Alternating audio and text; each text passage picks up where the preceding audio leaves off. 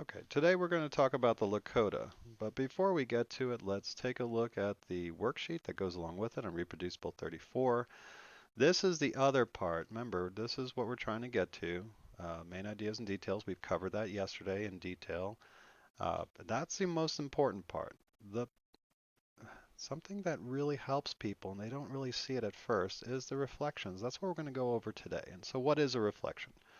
Reflection is, maybe you didn't know what a word was that you'd like to know. You need to get a definition. You write that in here. A reason for agreeing or disagreeing. Do you agree what was being said or disagree? Go ahead and put that in there. Start talking about it. A comparison to another point. Maybe there was something else that we talked about that you'd like to make a bridge to. Question you might have. Reasons why something is important. This is important because uh, an opinion about what you just read, a connection to this information in your life. Maybe somebody you know was from this tribe or lived in this area. You traveled there. You have personal experience. So maybe you went to this area or you went to a demonstration of Lakota or something. Or you're good at drawing. You want to draw a little doodle about what we talked about. Any one of these things is fine. I mean, some of you are looking at it probably saying, do we have to do all of those? No, no, no. Just one of these things. Just anything in there that helps you remember to helps you remember the material a little bit better. And one of these are the suggested ways of doing it. So uh, let's take a look. The hunt is on. Oops. All right. So we look at the Lakota and the hunt is on. I'm sorry.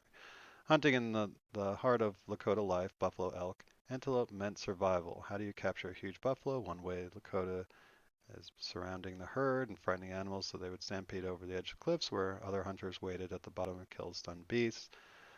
So as you're reading this, you're thinking of, what personal connection do I have? Maybe you play a video game where you did something like that. You could say, oh, well, Roblox is kind of like that, or you know, I played a game of Fortnite where we kind of scared people into a trap or whatever. And you write that in there, or maybe you just draw, buffalo falling off a cliff. I don't know. I mean, it's anything that helps you remember. This is a very personal thing that I don't think I can really help you with as far as figuring out. This is something that really needs to come from inside of you.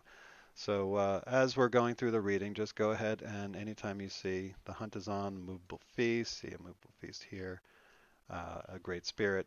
So that's what we're going to put in here for our reflections. Okay. All right. So let's start from the beginning of Lakota. First, the life on the Great Plains.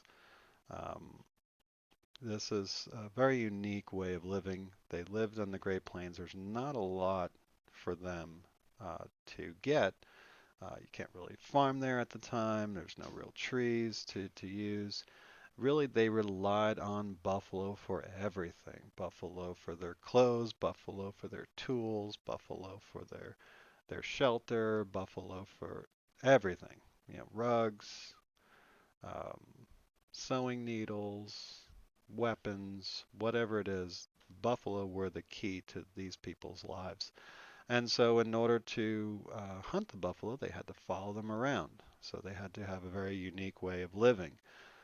Uh, so, they built teepees. The teepees were made from buffalo skin. They had some trees that they gathered, and they would, just like a tent, fold these up and then take them with them to follow the buffalo herds. Now, the problem with the buffalo herds here is that um, they didn't have horses back then. So being able to hunt buffalo is very difficult without a horse. So they would get wolves, they would kill the wolves and put their skin and scare the buffaloes because the buffaloes were absolutely terrified of the predators like a wolf. And so they would sneak in strategic places and make them run off of a cliff. And when they fell off the cliff, they were either stunned or wounded, and then there was some hunters there at the bottom of the cliff to go ahead and finish them off. And that's how that was their technique. I mean, it was very difficult to take a bow and arrow. These movies are kind of strange. Try shooting a buffalo with a bow and arrow. It's not going to do very much. These are very powerful, thick animals that can take quite a bit of damage. And to be able to get close enough to start shooting them is very, very difficult. So their main technique was to scare them off um, the cliffs so that they can have an easier time of it. And like I said, they used the teepees to follow them around because they couldn't build permanent homes because of the buffalo went away, moved on to a different area. They didn't have anything to eat, nothing to use. So they had to have these teepees to follow them around. Now, the seasons did change what they did. In the fall, the Lakota moved closer to the lakes, so the wild rice grew, and they had some other useful grains, so they didn't always go after the buffalo. Women dug up breadroot and starchy tubers like potato, like arrowroot. And in the winter, they would make these sleds so that they can move around and uh, still get the buffalo, and they would stay warm inside their teepees and until spring arrived. So that was probably the toughest time for them was the winter, but they caught so many buffalo and stored up all these things from the fall that they were able to survive through the winter.